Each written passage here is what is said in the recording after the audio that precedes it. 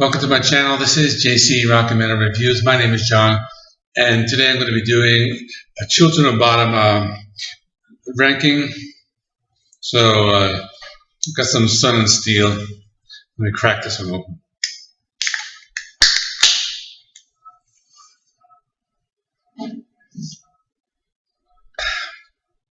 Not too bad. A little lighter than the Trooper. But let me put this to the side.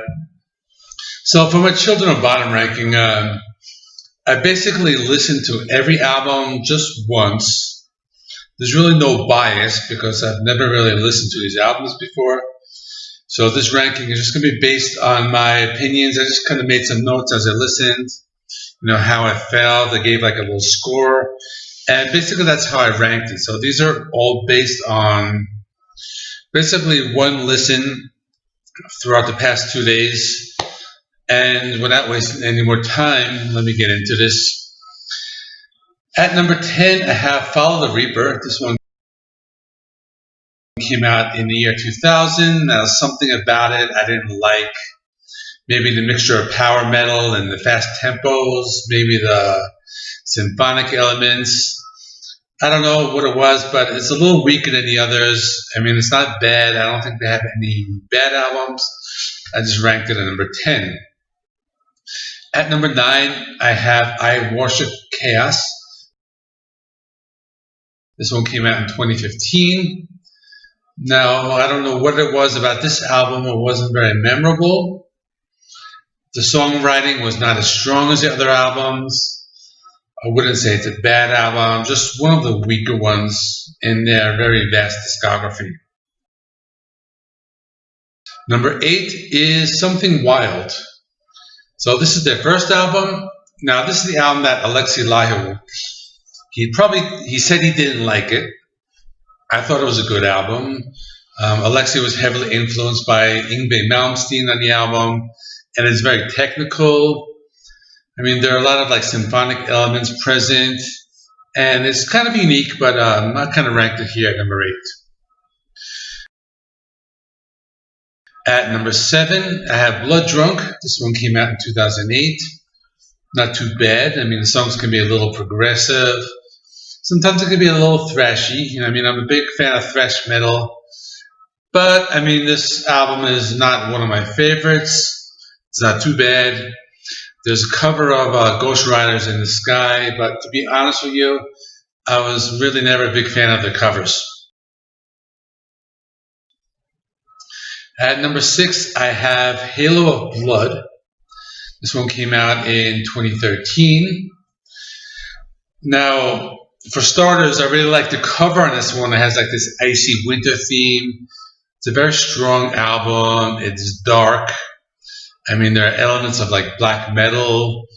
And, I'm not a really big fan of black metal, but that really didn't turn me away because, the songwriting was really good on it.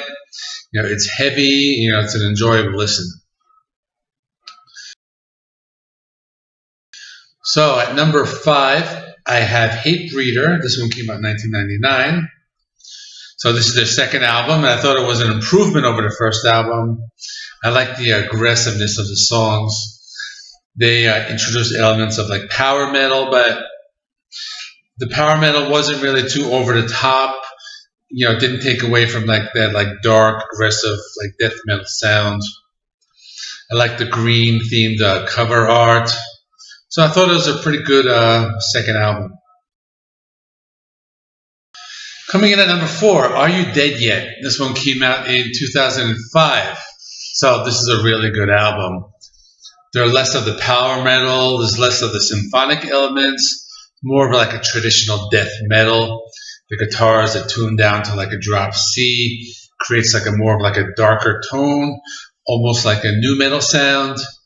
There's a bit of like a doom metal influence here. The songs are shorter, more concise. There are 2 bonus tracks on the Japanese version, Oops, I Did It Again by Britney Spears and Talk Dirty to Me by Poison.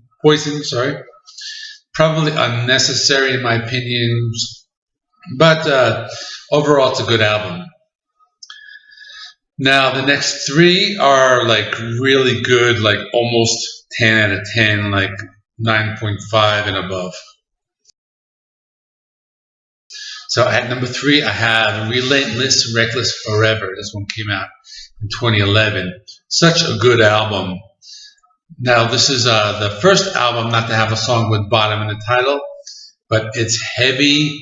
There's not much of the power metal or symphonic elements. The songs are dark. It's aggressive. We got some thrash metal here in some of the songs. And, you know, this almost would have been a 1 or 2, but I ranked it number 3.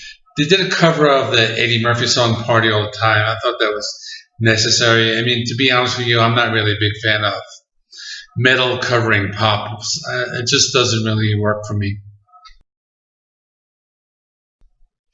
At number 2, I have Hate Crew Death Roll. This one came out in 2003. This is such a good album. Very aggressive, symphonic elements, not too overbearing. I mean, the songs are a little shorter, more to the point. The songwriting is excellent. Songs might be a little more accessible than the other albums, but did not prevent me from putting it at number 2. So I really like this one. I recommend this.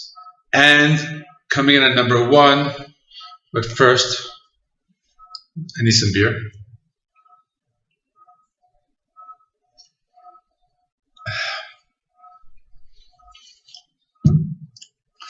And number 1 is Hexed. It's their latest album, 2019. Such a good album. A lot of neoclassical elements and really great songwriting. The production is excellent. I like the sound of the vocals. The guitar sounds very crunchy. You know, they use a lot of like different tunings that creates a lot of variety. Now, this is the album I definitely recommend the most. Okay, so that's it. With the passing of Alexei Lalo, you know, the band is pretty much finished at this point, but I do think they have another album like in the vaults that they recorded but didn't release. So it would be really great if we see that this year in 2021. Really a great addition and a really nice tribute to Alexei Lalo. So let me know what you think of my ranking. You know, I'm new to the band, so maybe your ranking will be different than mine for someone who has listened to these albums, you know, more than once or many times. I know Pair of Jeans Reviews. He did a ranking of Children of Bodom, but I didn't want to watch his video because I didn't really want to let his video like be a bias. But I'm going to watch his later and I'll see what his ranking was. So other than that, like, comment, subscribe. Thanks for watching, and I will see you soon. Check out my other videos that are appearing above me right here, and keep on rocking.